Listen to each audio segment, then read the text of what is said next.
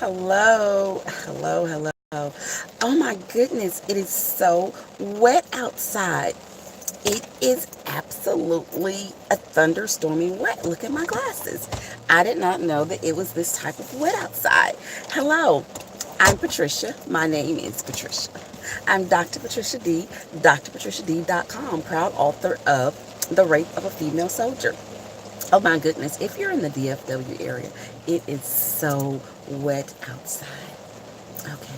This is October 8th to be exact.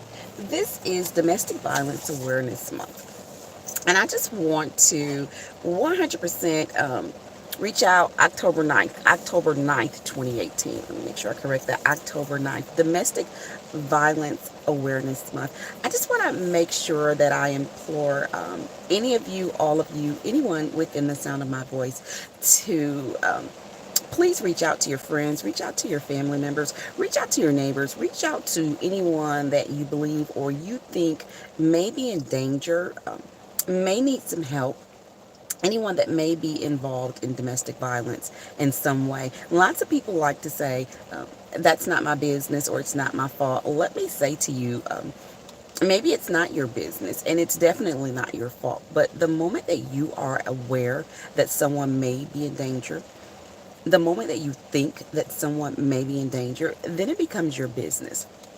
Never put yourself in harm's way, but definitely do whatever it is that you think you can do on your part to get that person some form or type of help. Oh my goodness, I don't know how to turn the light on here.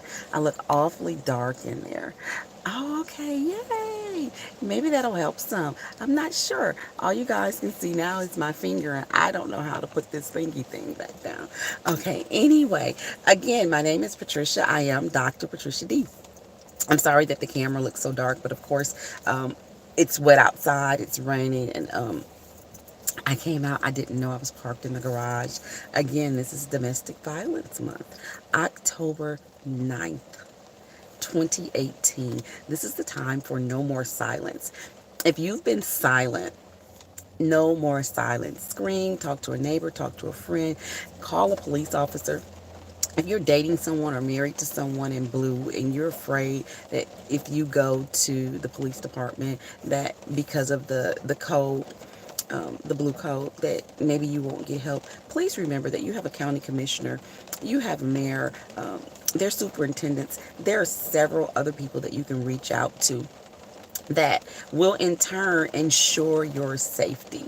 You know, they will ensure your safety. And although there is a code of blue, there are also people within blue who will not allow that to happen.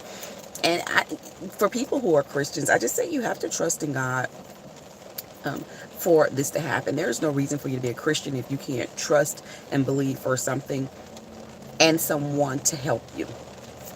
I trust my ancestors. I trust the God in me. Over 30 years ago, I was a victim of domestic violence for the first time, where my ex-husband used to beat me, and he beat me to unconsciousness. And there are 3 states that were involved in making sure that I was safe, and somehow or another he still happens to be a police officer in one of those states. Now, I'm not sure how that happened or how it happens. I'm not sure how that goes. But I've often wondered about it. I was also silent for over 30 years. Now, I've spoken about it publicly for maybe the last 11 years, but I was silent as far as telling friends, telling family, and telling people that were close in our circle. I didn't do that. And I've been a public speaker for 15 years now, so of course I've spoken about it. I just never spoke to our family or friends about what happened. So when you do that, for me, doing that, I allow another young lady or several young ladies to also become victims of his domestic violence. Now, that's not my fault. I didn't speak out of fear, but I still feel like I played a role in it by not reporting it again, especially once I knew he was becoming an officer of the law. Um, I did what most people do. You know, I was afraid. I was scared. I was wondering if I said something, what type of retaliation him or, the code of blue would have back on me. I had lots of different fears, so of course I had to get past that. And one of the things that I've learned, and I would love to encourage you to know, is that Your voice is your confidence. Your voice is the thing that will take you to the next level and take you wherever it is you need to be. I used to think, as most people do, that the more you speak about it, the more you trigger, you relive the situation. But there's a place where you get past that, where you get past that part. And I promise you, once you get past that, your voice is your confidence. Your voice is your self-esteem. Your voice is the thing that not only helps you, at some point it also helps others. So I just want to encourage anyone that is involved in or knows someone that is involved in domestic violence to please speak up. This is a year of being silent no more. Not just this 1 month, but the rest of this year and the next year and moving forward. Scream, holler. I know sometimes people threaten, if you do this, I'll do this to you. Well, once you get help, they are not in a situation to do something to you. I know sometimes people say, no one loves you, no one likes you, where are you going to go to? Where there are lots of strangers that do not know you, that like you, and that love you, that don't know any negative things about you. They don't have preconceived notions. They literally will help you in every state. You can call 911, you can call 211. There's a 1-800 domestic violence number. Now, of course, I don't know it off the top of my head right now, but you can always Google it, 911, whatever it is, or how it is that you go about learning domestic violence numbers. It's a 1-800 number. And I'm actually trying to look it up now so that I can actually give you the 1-800 number for domestic violence. I like to smile when I'm speaking. I just don't feel like this is a smiling subject. So here I'm looking it up now so that I can give it to you. 1-800 domestic violence. I want to be able to say that telephone number. It is a hotline number, a national hotline number. Um, and anything going on for any reason, they have a domestic violence hotline number. And one of those numbers happens to be 1-800-799 SAFE.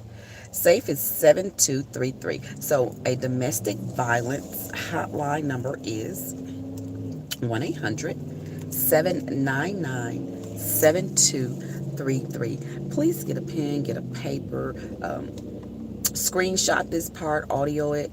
1-800-799-7233. That is a telephone number that you can call if you happen to be a person who is being violated in any type of way, form, or fashion, sexually, physically, spiritually, mentally.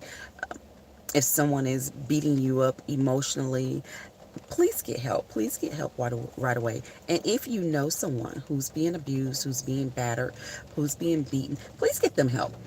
Even if you're not sure. Someone said to me 2 years ago that when I was a little girl that they thought my stepfather was sexually molesting me. Well, I have not spoken to that person since that day. Fact, my stepfather never sexually molested me. He was one of the best men that I ever knew in my whole life. Like, I love him to death. He dated us on Thursday nights. He pulled chairs out. He opened doors. He told us what to not allow young men to do. He told us, how to carry ourselves as young ladies. Now, later on in life, I did learn that he was, a sexual predator. He was not that person to or with me. And I never knew that anyone thought that he was that person to or with me. But that also means that they already knew that he was a sexual predator and no one tried to help me or save me. So, of course, I don't want my children around people who have that type of mentality where they think or know that something is going on and they don't reach out to help. No one said anything to me or reached out to help me. I'm over 50 now. I was in my late 40s before someone even said something. And this is something that someone thought happened when I was 8, 9, and 10 years old. I just think that it's an absolute horror 40 years later to say so casually, oh, we know that this is something that was happening to you when you were a child. I don't want anyone to stigmatize him like that where I am concerned, because none of those things happen. And trust me, I'm a person who would say it did. But he was such a gentle and kind man. I even sometimes have a hard time understanding that these are things that he did to other young ladies. But I know that he did. I know that he did. And I don't condone his actions with them in any way. People people have psychosis and people are psychotic and they do different things. I don't know what it was about me where he wanted to teach me how to protect myself against being violated while at the same time he was violating young ladies. You know, that's a really creepy person, and this is a really bad person. He's no longer living today, so I don't want to harp on things against him. I also don't want to say nice things about him because he hurt lots of young ladies. You know, if you know someone and you're in the sound of my voice, please get that person help. Please get those people help. Please get that family help. Young ladies, when your daughters see what you're going through, it doesn't make them not want to not do that, but it's in them now. They've seen it. It's a part of their pathology. And whether they want to repeat it or not, they repeat it. So please get help. Children are resilient, but children have to get help and parents have to get help in order for that resilience to display itself going forward in the future.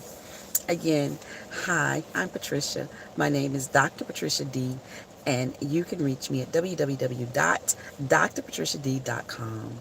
I am the proud author of The Rape of a Female Soldier. Please get my book if you don't have it already. God bless you, and have a great day.